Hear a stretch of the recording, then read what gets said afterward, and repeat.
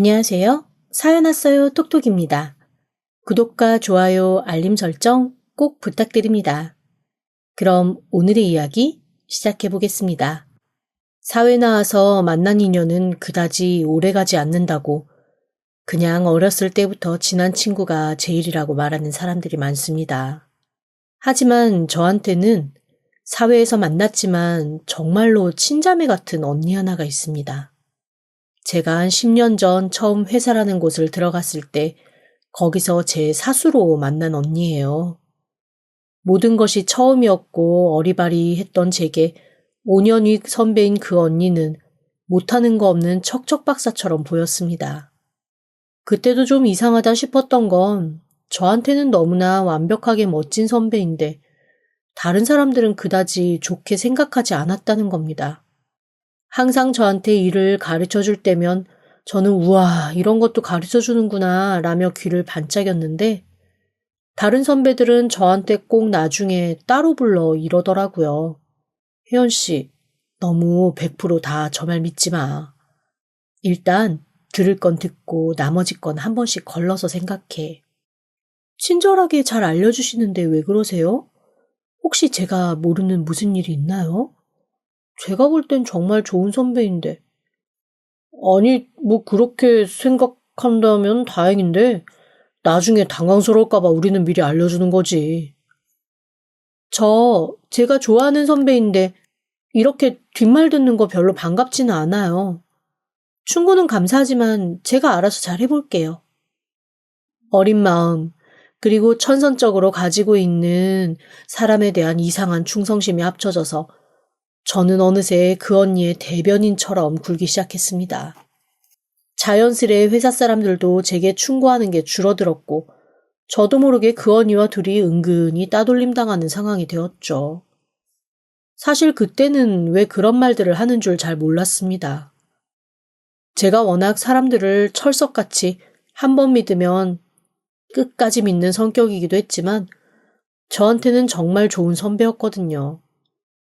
결국 그 선배 언니는 회사에서 다른 사람들과의 갈등을 견디지 못하고 그만두고 나가버렸습니다. 솔직히 그때는 좀 힘들었어요. 왜냐하면 마지막 일처리를 잘 해놓지 않고 휙 나가버려서 제가 그 뒷수습을 하느라 조금 힘들었거든요. 사실 그때는 사람들이 얘기한 조심하라는 게 이거였나 하는 생각이 슬쩍 들기도 했습니다. 하지만 그때도 언니가 저한테 미안하다며 자기가 너무 힘들어서 끝까지 책임지지 못했다라며 진심으로 사과를 하고 저를 따로 불러 좋은 곳에서 밥도 사주고 선물도 줬거든요. 나 진짜 열심히 일한 것밖에 없는데 사람들이 참 이상해. 그걸 가지고 너무 이상한 소문 만들어서 사람 바보 만들고 아니 땐 굴뚝에도 연기가 나더라. 내가 김대리랑 출장 가서 놀아났다고 소문난 거 들었어? 미쳤니 내가 그 배불뚝이 유부남이랑 놀아나게. 그런데 그 소문 왜 낸 줄 알아? 이번에 자기랑 나랑 하려고 했던 프로젝트 그거 최 과장이 탐냈나 봐. 자기가 가져오려니까 나 흠집내게 한 거지 뭐. 미안해. 나 때문에 혜연이 내가 괜히 피해보고 내가 끝까지 보호해주지 못하고 회사 뛰쳐나오고. 어머, 아니에요, 언니. 저도 안 그래도 이직하려고 했어요. 그런 얘기 있으면 진작 말씀하시지 그랬어요. 제가 도울 수 있는 거면 도왔을 텐데. 자기야 뭐 이미 존재 자체가 나한테는 도움이었는걸. 내가 얼마나 고마워하고 좋아하는지 알지? 이런 말을 하면서 제 손을 꼭 잡고 눈물을 글썽이는 얼굴을 보며 어떻게 마음이 안 흔들릴 수 있겠어요. 참 사람들 못되었다. 이게 사람 하나 이렇게 바보 만드는 걸 아무렇지도 않게 하나 하며 오히려 회사에 남은 사람들이 원망스러웠죠. 마치 남녀가 연애할 때 안 좋은 점 눈에 보이지 않고 콩깍지 씌인 것처럼 다 내 선에서 이해하고 넘어가는 것처럼 저도 그 언니한테는 그랬던 것 같아요. 그렇게 시작된 저희의 인연은 10년, 15년 쭉 계속되었습니다. 회사를 그 언니가 그만둔 후에도 저랑 언니는 종종 함께 만나 밥도 먹고 여행도 같이 다니며 그렇게 지냈어요. 그리고 우리들이 그렇게 지낼 수 있었던 건 결혼을 하지 않은 싱글들이기 때문이었거든요. 그 언니도 자기는 결혼 생각 없다, 그냥 연애나 좀 하면서 살고 싶다라는 주의였고, 저도 마찬가지였습니다. 하지만 각자 연애할 때마다 남자를 다 보여주진 않잖아요. 아무리 친하다고 해도 매일매일 통화하거나 연락하는 건 또 아니니까요. 그렇게 각자의 삶을 살고 한 달에 한두 번 정도 서로 만나면서 친하게 지내오던 어느 날, 그 언니가 문득 저한테 혹시 소개팅 해볼 생각 없냐고 묻는 겁니다.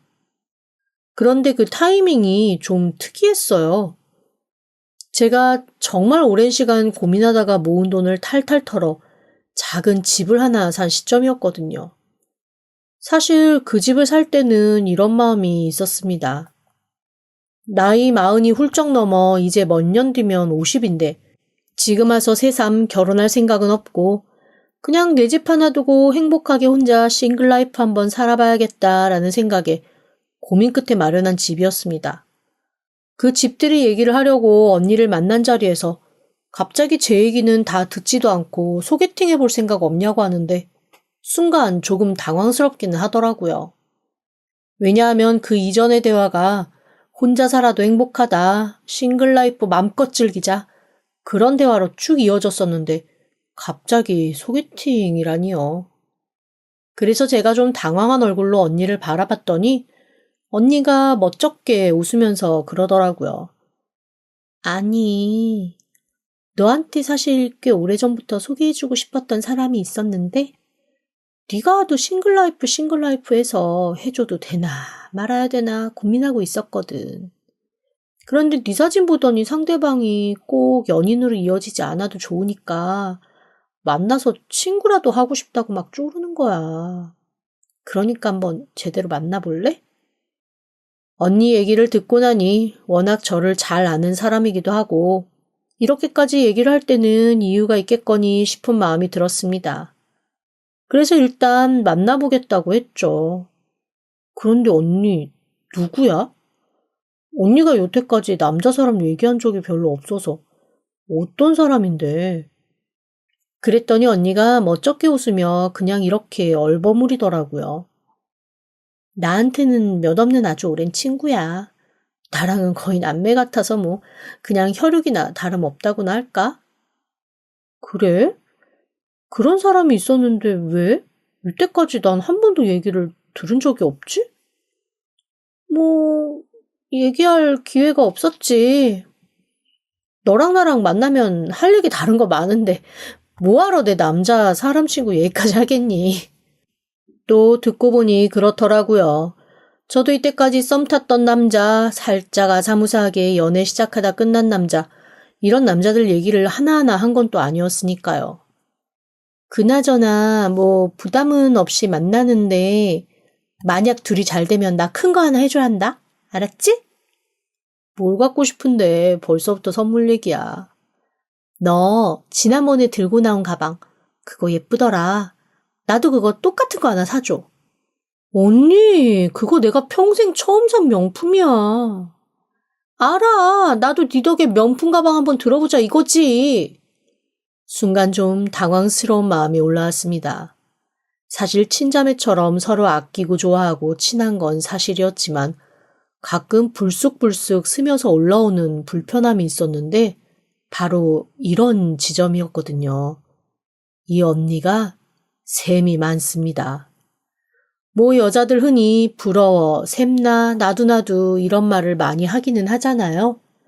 3, 3, 5 모이면 은근히 들고 나온 가방, 신발 이런 거 스캔하고 어디 다녀온 얘기하면서 부럽다고 소리도 한 번씩 질러주고 말이죠. 그런데 이 언니는 그 정도가 좀 심합니다. 한 번은 이런 일이 있었습니다. 당시 제가 연애하던 남자랑 캄보디아 여행을 한 번 다녀온 적이 있었거든요. 그런데 동남아시아 가면 가끔 보석, 원석 같은 거 파는 곳 있잖아요. 현지에 사시는 분 소개로 꽤 괜찮은 보석 원석을 몹시 싸게 몇 개 사서 왔거든요. 지인 중에 주얼리 디자인하는 친구가 있어서 그 친구한테 부탁해서 특이한 액세서리를 하나 만들었습니다. 누가 봐도 시중에서 파는 것과는 다르게 독특한 모양의 반지와 목걸이 세트를 만들었는데 그 언니가 그걸 그렇게 샘을 내고 부러워하더라고요. 자기도 그런 거 하나 있었으면 좋겠다고 하고 그 원석 파는 가게 어디냐? 만들 때 공임은 얼마나 좋냐? 진짜 너무 캐물어서 제가 살짝 지칠 정도였습니다. 그래도 그때는 그냥 궁금한가 보다, 이런 거 좋아하나 보다 하고 넘어갔는데 글쎄 한 달 정도 뒤인가에 연락이 온 거예요. 자기 집은 캄보디아인데 그 원석집을 못 찾겠다고요. 아니, 제가 뭘 하나요? 막말로 한번 지인 따라 간 길을 어떻게 기억합니까? 그것도 우리나라도 아니고 외국인데 말이죠. 그래서 제가 기억 못하겠다, 거기가 어딘지도 모르겠다고 하니까 저한테 막 닥달을 하면서 그 지인 전화번호라도 알려달라고 하는 겁니다. 얼결에 전화번호 알려주고 제가 그제서야 아차 싶어서 바로 지인에게 연락을 했습니다. 이러저러해서 내가 실수한 것 같다고. 연락 오면 받지 말거나 대충 둘러대라고 말이죠. 아니나 다를까 모르는 번호로 몇 번이나 전화가 와서 자기가 안 받았다며 알아서 하겠다고 하더라고요. 그때부터 아주 제 전화가 난리가 났습니다. 그 지인이 전화를 안 받는다, 혹시 잘못 알려준 거 아니냐서부터 시작해서 그 원석 가게 명함이라도 찾아봐라, 지인한테 직접 연락해봐라, 핸드폰 말고 집 전화 없냐. 그때 사실 엄청 당황하고 놀랐어요. 그런 모습을 적나라하게 본 것이 처음이었거든요. 생각해보니 제가 동생이고 후배라 늘 어른인 척 선배인 척 하느라고 그렇게 날것의 모습을 거의 보인 적이 없었던 것 같더라고요. 결국 그날 하루 종일 저는 그 언니가 캄보디아에서 몇 번씩 거는 전화와 문자로 아무것도 하지 못했습니다. 당연히 현지에 사는 지인한테도 너무너무 미안했고요. 그 사람이야 웃으면서 그럴 수도 있다고 했지만 저는 진짜 등줄기가 서늘하게 당황했거든요. 더 기막힌 건 이후에 일어난 일이었습니다. 어쨌건 근처 어디에서 얼추 비슷한 원석집을 찾아 사오긴 한 모양이더라고요. 제가 산 것보다 우리나라 돈으로 2, 3만 원 정도씩 더 싸게 산 것 같긴 했는데 문제는 그게 가짜였다는 거죠. 극구 다른 사람도 아니고 제 지인인 주얼리 디자이너에게 맡겨야겠다, 너랑 같은 디자인으로 해야겠다고 우겨서 어쩔 수 없이 소개해줬는데 제 지인이 곤란하다는 듯이 가짜 원석이라 가공하면 부서질 것 같다고 하더라고요. 저기 언니가 사온 원석이 가짜라서 내가 만든 모양으로 가공을 할 수가 없대요. 부서질 수 있다네? 무슨 소리야? 보증서까지 다 받아왔는데? 네 후배가 힘들어서 그냥 거절하려고 하는 소리 아니야? 언니, 그런 애 아니에요. 진짜 가공이 안 된다고 하더라고. 잘못 산 것 같아. 그러자 언니는 정말 있는 대로 짜증을 내며 펄펄 뛰더라고요. 마치 제가 등 떠밀어서 캄보디아로 보냈고 거기서 원석사라고 부추겼고 그 말 들었다가 자기가 손해봤다는 듯 애매하게 모든 원망을 저한테 돌리는 거 있죠? 저도 이미 너무 지쳐있던 상태라 그때는 좀 정색하고 한마디 했습니다. 언니, 내가 가서 사오라고 한 것도 아니고 나한테 그렇게 말하는 건 아닌 것 같아요. 저 그런 말 들을 이유 없어요. 그러자 혼자 성이 나서 씩씩거리던 언니가 멈칫 하더라고요. 이후에 뭔가 어설픈 사과를 하면서 얼버무리기는 했지만 그 이후 몇 달은 저도 마음이 상해서 언니 연락을 좀 피하곤 했습니다. 그런데 사람 관계가 어떻게 그렇게 확 깨지던가요? 저한테 계속 문자 보내고 선물 보내고 만나자고 하고 사과하고 애교 떨고 언니가 지속적으로 그렇게 하니 저도 그냥 어느 순간 또 마음이 풀리고 말았습니다. 이후 몇 년은 좀 잠잠했죠. 그러다가 불쑥 소개팅 얘기가 나오면서 그 언니의 예의 그 욕심이 또 훅 보인 겁니다.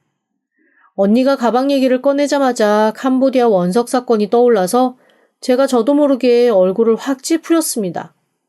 그제야 뭔가 눈치를 챈 듯 또 슬그머니 말을 얼버무리더라고요. 아니, 원래 중매 잘 되면 옷 한 벌이라잖아. 너랑 나 사이에는 가방 하나 정도는 해야 하지 않나 해서 해본 말이지 뭐. 제가 딱히 대답을 안 하니 더 이상 말은 안 했지만 우선 그 얘기를 듣는 순간 소개팅이고 뭐고 하기 싫어진 건 사실이었습니다. 그래도 어쩌겠어요. 한번 하겠다고 한 거 초등학생도 아니고 마음 상했다고 철회할 수도 없고 일단은 나를 잡았죠. 제 눈치를 보느라고 그랬는지 일단 상대방 전화번호를 넘긴 후에는 언니도 제게 별 말이 없었습니다. 그냥 그 남자분이랑 직접 연락해서 서로 몇 번 대화하고 만나기로 했어요. 큰 기대는 없었습니다. 전화통화를 하면서 서로 잘 맞는다는 느낌은 있었지만 아무래도 나이가 나이다 보니 막 설레고 미친 듯이 몰두하게 되는 건 확실히 없더라고요. 그런데 그런데 말입니다. 정말 감기와 사랑은 숨길 수도 없고 특히 사랑은 부지불식간에 다가오는 도적처럼 제가 예상하지 못한 곳에서 툭 떨어지는 것이 맞더라고요. 정말 기대가 하나도 없어서 옷도 대충 입고 화장도 대충 하고 나간 그 자리에서 저는 제 정수리가 쪼개지는 느낌을 받았습니다. 절대 잘생긴 얼굴에 모델 같은 몸매가 아님에도 불구하고 카페 문을 열고 들어오는 그 사람이 슬로우 모션으로 보이면서 주변 소리가 다 사라지더라고요. 그리고 순간 언니에 대해 조금 남아있던 불편함이나 언짢았던 기분이 스르륵 사라지는 기분이었습니다. 뭐랄까, 그 사람의 등장으로 모든 것이 다 지워졌다고나 할까요? 조금 두리번거리던 그 남자는 저를 보며 환하게 웃는 얼굴로 다가왔습니다. 등장으로 모든 것이 일시정지였다면 웃는 모습을 보는 순간 다시 플레이 버튼이 눌린 것처럼 주변 소리가 들리더라고요. 설레는 마음은 저 혼자가 아니었던 모양입니다. 그 역시 저를 보며 첫마디가 이거였으니까요. 와, 사진보다 진짜 훨씬 더 예쁘세요. 저 들어오는 순간 혜연 씨밖에 안 보였어요. 그렇게 저희는 그날부터 일일이 되었습니다. 저는 사실 나이 들어 연애하면 알콩달콩 이런 거 없고 꿀 떨어지고 손발 오그라들고 그런 것도 없을 줄 알았거든요. 그런데 그게 사람 나름이지 나이에 따라 달라지는 건 아니더라고요. 다른 사람들이 봤으면 손발 오그라들어 사라질 정도로 저희는 닭살 돋게 연애를 했습니다. 소개해준 언니에게 진심으로 가방 하나 사줘도 아깝지 않을 정도로 그 남자가 좋았고 잘 맞았어요. 그 사람도 오래 연애를 안 하다가 저를 만나서 그런지 설레는 게 눈에 보일 정도로 저한테 잘해주고 저 역시 비혼 선언을 걷어들이고 당장이라도 합쳐서 살고 싶을 정도로 그가 좋았습니다. 아무래도 그 사람도 언니와 오랜 친구이고 저 역시 친하게 지내는 사이다 보니 몇 번은 셋이 만나서 밥도 먹고 근교로 당일치기 여행도 한번 다녀왔습니다.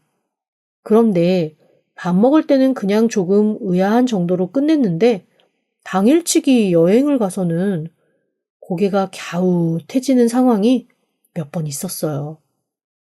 나중에 남자친구한테 좀 기분 나빴다고 얘기를 했는데 남자친구가 깜짝 놀라며 자기는 전혀 인지 못했다고, 그런 부분이 불편하면 다시는 같이 안 봐도 된다고 오히려 먼저 펄펄 뛰는 바람에 흐지부지 되었지만요. 일단 밥 먹으러 가서는 이런 일이 있었습니다. 보통 커플과 그렇지 않은 사람이 가면 커플이 나란히 앉고 그렇지 않은 사람이 앞에 혼자 앉지 않나요? 그런데 이 언니가 먼저 자리를 딱 잡더니 제 남자친구한테 옆에 와서 앉으라고 하더라고요. 그 사람은 또 부지불식간에 얼레벌레 그 옆에 가서 앉고요. 제가 순간 당황해서 두 사람을 보며 멀뚱히 서 있었더니 언니가 손을 휘휘 저으면서 이러는 거 있죠? 둘이 마주보고 앉아서 먹으면 좋잖아. 어서 앉아, 어서 앉아. 그 자리에서 자리 바꾸자고 하기도 애매하고 그래서 그냥 앉기는 했는데 밥 먹는 내내 기분이 영 이상했습니다. 그 둘 커플 사이에 제가 낀 것 같은 느낌이 들면서 뭔가 어색하더라고요. 나란히 앉아서 서로 이거 먹어봐라, 저거 먹어봐라, 너 이거 좋아하지 않냐, 저거 좋아하지 않냐 챙겨주는데 솔직히 제가 모르는 취향도 서로 알고 있다는 게 마음이 불편하더라고요. 그래도 뭐 제가 모르던 세월을 같이 보낸 사람들이니 그러려니 넘어갔죠. 나이 들어 연애한다는 건 자잘한 건 스스로 셀프 이해를 하고 넘길 수 있게 되는 마음이 생긴다는 거니까요.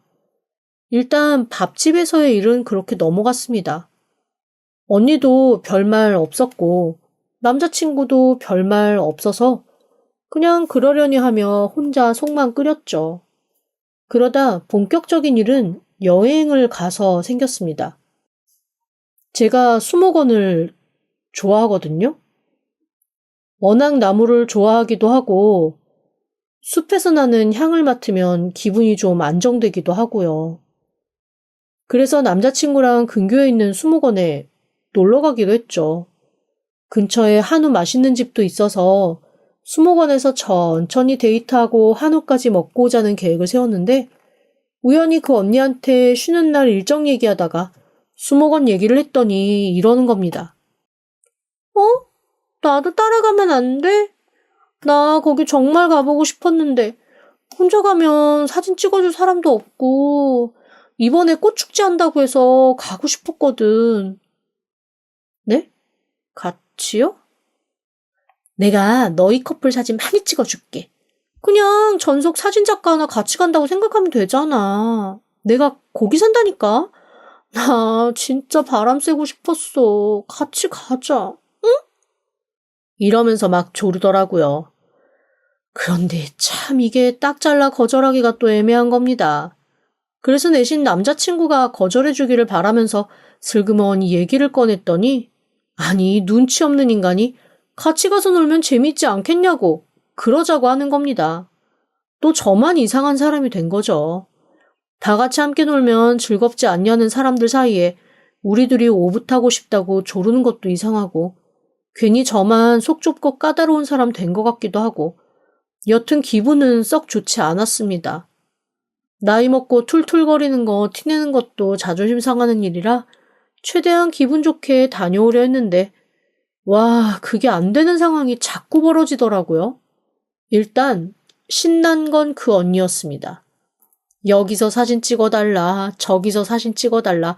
나대는 건 뭐 그럴 수 있어요. 바람 쐬고 싶었고, 꽃 보고 싶었고, 가고 싶었던 곳으로 온 거니까요. 그런데 꼭 사진을 제 남자친구한테 찍어달라고 하더라고요. 말로는 제가 사진을 찍으면 짤뚱하게 나오는데 남자친구는 길게 길게 잘 찍어준다나요? 간만에 나왔는데 기왕이면 인생샷 남기고 싶다고 하는데 거기까지 가서 제가 내 남자친구니까 내 사진만 찍어줘야 해. 그럴 수 없잖아요. 그것도 이해하고 넘겼습니다. 그런데 혼자 막 포즈 잡고 사진 찍다가 남자친구를 부르더라고요. 같이 사진 찍자. 너랑 나랑 그래도 절친 사이 몇 년인데 우리 같이 찍은 사진 한 장이 없더라. 혜연아, 네 남자친구 잠깐만 빌려줘. 얼른 사진 찍고 돌려줄게. 웃으며 그렇게 부르는데 그 분위기에서 어떻게 찍지 말라고 합니까? 이 인간은 또 허허 실실 웃으며 가더라고요. 아주 자연스럽게 팔짱도 끼고 어깨에 속도 딱 얹고 포즈를 잡길래 신경질이 나서 그냥 대충 찍어줬습니다. 그랬더니 사진 확인하고 이상하다고 다시 찍으라는 거 있죠? 역시 저는 사진을 못 찍는다며 구박도 하고 가서 또 포즈를 잡더라고요. 그때부터는 정말 기분이 너무 상했습니다. 더 이상 어른인 척 굴기도 싫고 맞춰주는 남자친구도 꼴보기 싫고 혼자 신나서 나대는 언니는 더 싫더라고요. 결국 중간부터는 제가 입을 꾹 다물고 좀 떨어져서 걷기도 하고 얼굴도 어두운 채 묻는 말에 단답형 대답만 툭툭 던지게 되었지요. 그랬더니 거의 밥 먹을 때쯤 되어서 슬그머니 눈치를 보더니 글쎄 이러더라고요. 너 뭔가 기분이 안 좋은가 보다.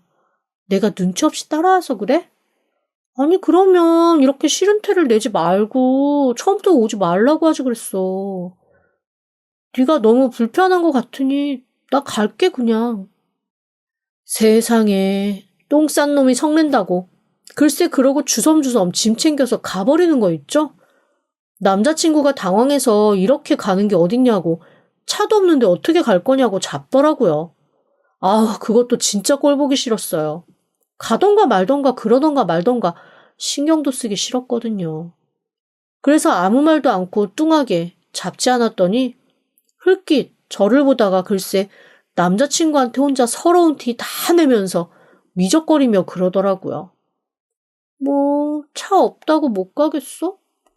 터미널 가서 버스 타고 택시 타고 산 넘고 물 건너 굽이굽이 가면 집이야 가겠지. 그러면서 흘낏흘낏 저를 보는데 그때는 제가 너무 화가 나서 쳐다보지도 않고 화장실 간다고 일어나 버렸거든요. 화장실 가서 손 씻고 한참 심호흡하고 나왔더니 없더라고요. 남자친구는 있는 대로 화가 나서 씩씩거리며 저를 기다리고 있고 말이죠. 제가 아무 말도 없이 빤히 바라보고 있으니 한숨 푹푹 쉬면서 저한테 싫은 소리를 시작했습니다. 아니 기껏 같이 놀러와서 왜 그래? 유치원생도 아니고 그냥 서로 좋게 좋게 놀면 좋잖아.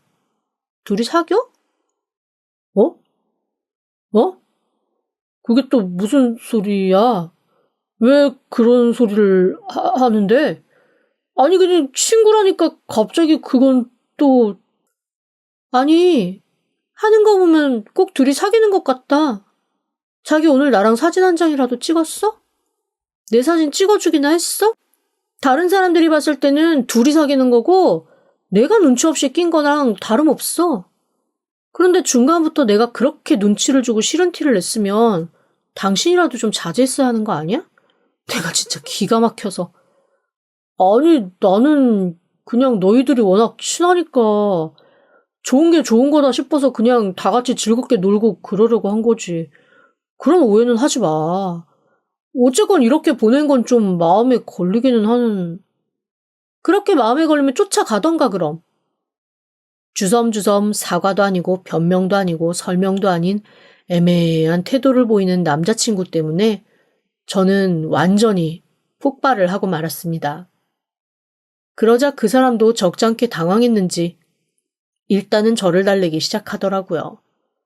그리고 앞으로는 자기가 좀 더 조심하겠다고 그게 그렇게 기분 나쁠 일일 줄은 몰랐다며 손이 발이 되게 빌기 시작했습니다. 그 사람이 워낙 진심을 다해 비니까 또 마음이 살짝 흔들리더라고요. 눈치가 없는 거지 의도가 있었다고는 생각하지 않았으니 그 사람한테 화를 낼 일이 아니라는 생각도 들었고요. 따지고 보면 그 언니가 얄미운 거지 내 남자친구가 얄미운 건 아니었으니까 말입니다. 제가 조금 마음이 풀리는 것 같으니 남자친구가 조금 안심을 하면서 원래 계획대로 고기를 먹으러 가자고 하더라고요. 아우, 그런데 그 얘기를 듣는데 또 부하가 다시 올라오는 겁니다. 분명 자기가 고기 사겠다고 따라와 놓고 돈 내야 할 때가 돼서 이렇게 사람 불편하게 해놓고 내뺀 건가 싶기도 하고 말이죠. 여튼 여러모로 마음에 안 든다라는 생각을 하며 그냥 잊고 덮고 넘기자 하는 마음으로 고깃집에 갔습니다. 이런저런 고기를 종류별로 시키고 음식 나오기를 기다리는데 남자친구가 화장실 좀 다녀오겠다며 자리를 비우더라고요. 뭐 그러라고 하고 반찬 정리를 하고 있는데 남자친구의 핸드폰이 울려서 보니까 글쎄 그 언니인 겁니다. 아니 미친 거 아닌가? 대체 이 상황에서 무슨 전화를 하는 건가? 어이가 없어 가만히 전화기를 노려봤죠. 전화를 안 받으니 그때부터는 문자가 오기 시작했습니다.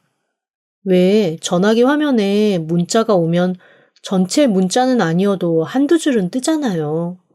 저도 눈이 있으니 그 문자가 차례대로 보이고 읽히더라고요. 아주 가관이었습니다. 자기 아직 근처라고 저 화 풀렸으면 가도 되냐고 묻는 거 있죠? 배고프다고 칭얼거리고 버스 타기 싫다고 집에 같이 갈 수 있게 제 마음 좀 풀어보라고 하는데 그 문자들을 보는 순간 고기고 뭐고 정말 아무것도 먹고 즐기고 싶지 않아졌습니다.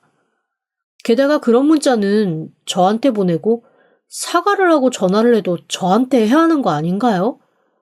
너무 어이가 없어서 팔짱 딱 껴고 앉아 있었더니 화장실에서 나오던 남자친구가 슬쩍 제 눈치를 보더라고요.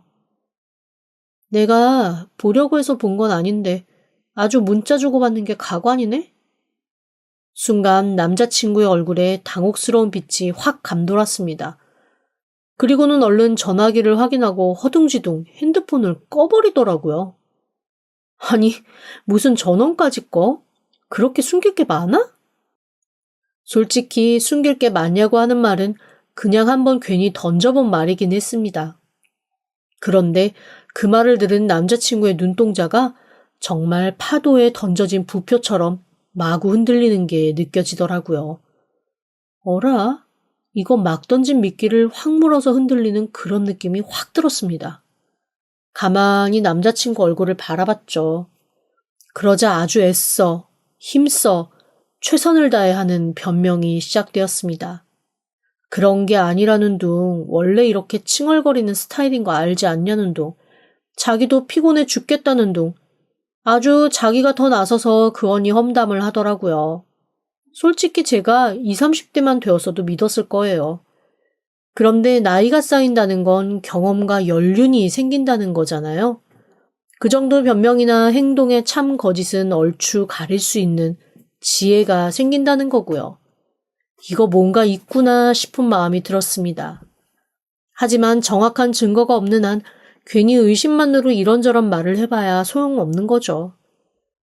삐죽 빼져나온 조개를 건드리면 확 입을 다물어버리니 소금물 살살 풀어 너저분한 것들을 토해내게 하고 확 뜨거운 물 부어 삶아야 입을 활짝 벌리잖아요. 그래서 일단 그날은 그냥 넘어가기로 했습니다.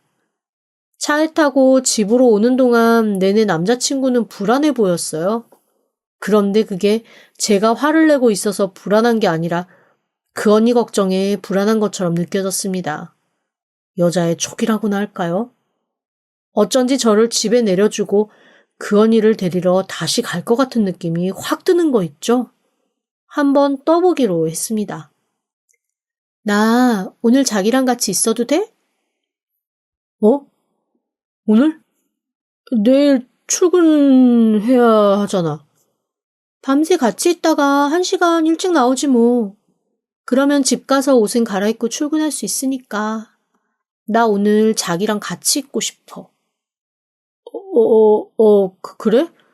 나 오늘 좀 피곤해서 그냥 바로 잘 것 같은데? 그건 나도 그래. 뭘 하자는 게 아니라 그냥 같이 있고 싶다니까? 아까 서로 감정 상하고 그랬잖아. 그래서 그냥 같이 붙어 있고 싶어서 그래. 응? 그러자 남자친구가 당혹스러운 빛을 지우지 못하더라고요. 여기서 거절하면 제가 진짜 서운해하고 화를 낼 것 같은데 같이 있는 건 피하고 싶은 느낌이랄까요? 저라고 뭐 같이 있고 싶었겠어요? 하지만 저의 촉이 절대 이 사람을 혼자 두면 안 될 것 같다는 느낌이 강하게 들었습니다. 그래서 한 번도 해본 적이 없는 고집을 부린 거죠. 결국 그날 그는 저랑 같이 있으면서 내도록 똥 마려운 강아지처럼 안절부절 못하다가 잠들었습니다. 정신적 육체적으로 다 고달팠는지 금세 코를 골고 골아 떨어졌길래 슬그머니 베개 밑에 넣어둔 핸드폰을 열어서 봤습니다. 아이고, 아주 난리가 났더라고요. 어디서 기다리고 있다는 문자를 시작으로 왜 안 오냐, 왜 못 오냐, 아니 왜 같이 있는 거냐, 자기 어떻게 집에 가라고 그런 거냐, 아주 난리였습니다. 게다가 저녁 8시 이후에는 제가 옆에 바로 붙어 있다 보니 문자 확인도 채 못했는지 원망하는 문자만 가득 쌓여 있고 남자친구가 마지막으로 미안하다는 문자를 보낸 걸로 끝나 있었습니다. 한편으로는 재촉에 놀라고 한편으로는 그 언니가 너무 어이가 없었습니다. 진짜 너무 피곤했지만 머릿속이 복잡해서 잠도 안 오더라고요. 결국 싹 설치고 눈이 퀭한 채 출근을 했죠. 회사에서도 일이 전혀 손에 잡히지 않았습니다. 남자친구랑도 서먹하고 그 언니와는 연락도 하기 싫었습니다. 남자친구는 똥마려운 강아지처럼 계속 저한테 미안하다, 잘못했다 끈질기게 굴었지만 마음 한구석에서 뭔가 툭 끊긴 듯 더 이상 그 말에 흔들리지 않더라고요.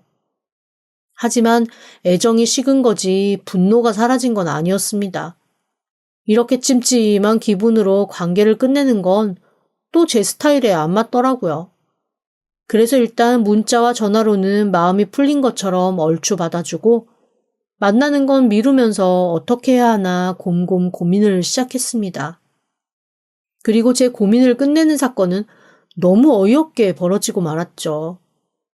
아무리 생각해도 남친을 잡는 것보다는 그 언니랑 얘기를 하거나 단판을 짓는 게 나을 것 같아서 언니가 사는 집 쪽으로 갔습니다. 집 앞에 가서 잠깐 만나자고 연락을 할 참이었죠. 그런데 아파트 입구 들어서면서부터 뭔가 쎄하니 이상한 느낌이 들더니만 저는 그곳에서 못 볼 거를 보고 말았습니다. 제 남자친구와 그 언니가 마주보고 얘기를 하고 있는데 아무리 봐도 뭔가가 이상하더라고요. 언니는 미친 듯이 교태를 부리고 있고 남자친구는 밀어내면서도 실쭉실쭉 입 사이로 배어나오는 웃음을 감추지 못하고 말이죠. 너무 어이가 없어서 그 꼬라지를 가만히 보고 있었습니다. 너는 진짜 다 된 밥에 죄를 뿌려도 유분수지? 왜 그러냐 정말. 어떻게 그럼 남의 냄새 든다니까 더 애타고 끌리는걸. 넌 안 그래? 일단 결혼할 때까지만 좀 가만히 있어. 나도 네가 좋으니까 이러고 있는 거잖아.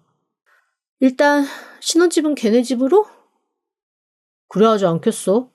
거기는 나쁘지 않지. 여기랑도 가깝고. 지금 생각해보면 너희 부모님이 우리들 반대한 게 뭐 나쁘기만 한 것 같지는 않아. 너랑 나는 계속 만날 수 있고 넌 부모님한테 효도하면서 유산 받는 아들 되고. 지금 걔는 마음에 들어 하시니까 유산도 주실 거야 아마.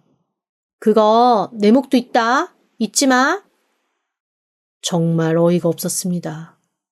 남자친구 부모님이 알부자인 건 저도 알고 있습니다. 저를 똑부러진 자수성가형이라고 보신 두 분이 유난히 절 처음 만났을 때부터 예뻐하셨거든요. 어머님이 제게 결혼만 하면 앞으로의 삶이 어렵지 않게 남겨주고 전해주겠다는 말씀을 하시며 손을 꼭 잡고 아들 잘 부탁한다고 하실 정도로요. 그러면서 얼핏 제 남자친구의 옛날 여자 얘기도 들은 적이 있습니다. 탐탁지 않아 했더니 어느 날 술 먹고 와서 있는 대로 행패 부리고 깽판을 놓아서 아주 시겁했다는 얘기를 스쳐 지나가듯 하시다가 아차 싶었는지 말을 얼버무렸거든요. 그 여자가 저 언니였던 거죠. 이대로 살다가는 유산도 없이 맨몸으로 쫓겨나겠구나 싶었던 자기의 전남친을, 아니 자기의 남자친구를 부모님이 좋아할 것 같은 저한테 소개하고 양다리 걸치게 할 심산이었던 겁니다. 조용히 그 자리를 빠져나와 남자친구의 부모님을 찾아갔습니다. 그리고 사진을 보여주고 남자친구의 옛날 여자친구가 그 언니가 맞는지 확인했죠. 두 분이 아주 기겁을 하고 놀라서 저한테 어떻게 알았냐고 하시길래 제가 방금 보고 온 것을 낱낱이 말씀드렸습니다. 그리고 이 남자랑 헤어지기 전에 그래도 어르신들이 저한테 애정 쏟고 잘 해주신 것이 있으니 인사드리러 왔다고 했죠. 대쪽 같은 아버님은 고맙다며 제게 언제고 힘들거나 도움 필요하면 삼촌한테 연락한다 생각하고 꼭 도와달라고 말하라 하셨고, 어머님은 폐물함에서 금팔찌 하나 꺼내 제 손목에 채워주시더라고요. 그냥 보내는 건 마음이 너무 서운해서 안 되겠다고 말이죠. 사실 받는 것도 불편하긴 매한가지였지만 어르신 눈빛을 보니 또 냉정하게 놓고 나오기가 어려워 인사 잘 드리고 나왔습니다. 그리고 남자친구에게 전화를 걸었습니다. 물색 없이 해맑게 받더라고요. 만나서 말하는 것도 의미 없을 것 같아서 지금 같이 있지? 스피커폰으로 같이 들어. 두 사람 다 오늘부로 내 인생에서 아웃이야. 둘이 짜고 치는 고스톱에 더 이상 말려들기 싫으니까 나한테 다시는 연락하지 마. 아, 그리고 이 상황은 내가 일단 정리해서 지인들한테는 다 알릴 거야. 억울해도 참아. 나도 이 정도로 참는 거니까. 참 무슨 짓을 해도 재산은 못 받을 거야. 내가 어머님 아버님께 다 말했거든. 두 분 다 살아생전에 죄다 쓰고 가시고 남는 건 사회 환원하시겠다고 하시더라. 축하해. 인생 말아먹은 거. 길길이 날뛰는 소리와 황당함에 어버버 하는 소리를 뒤로하고 저는 전화를 끊었습니다. 그리고 평소 잘 알고 지냈던 지인을 통해 변호사를 소개받아 남자친구를 혼인 빙자 사기로 고소하고 그 언니 역시 사기죄로 고소장을 넣었습니다. 그동안 저한테 이런저런 핑계로 돈 빌려간 것도 많았거든요. 다 소장에 밀어넣어 고소해버렸죠. 이후 그 언니는 다른 곳에서도 이런저런 송사에 휘말려 회사도 그만두고 그나마 있던 전셋집 돈 빼서 사방에 돈 갚고 본가에서 눈칫밥 먹으며 산다는 소식을 들었습니다.